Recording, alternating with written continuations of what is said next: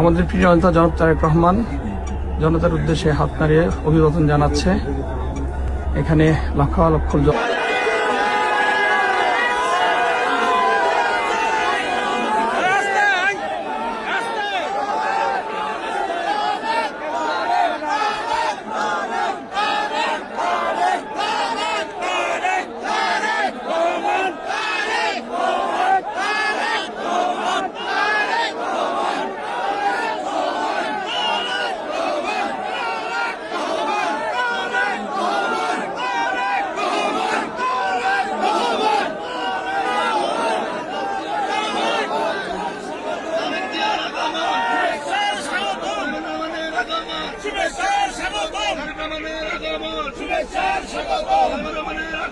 শুভেচ্ছা স্বাগত।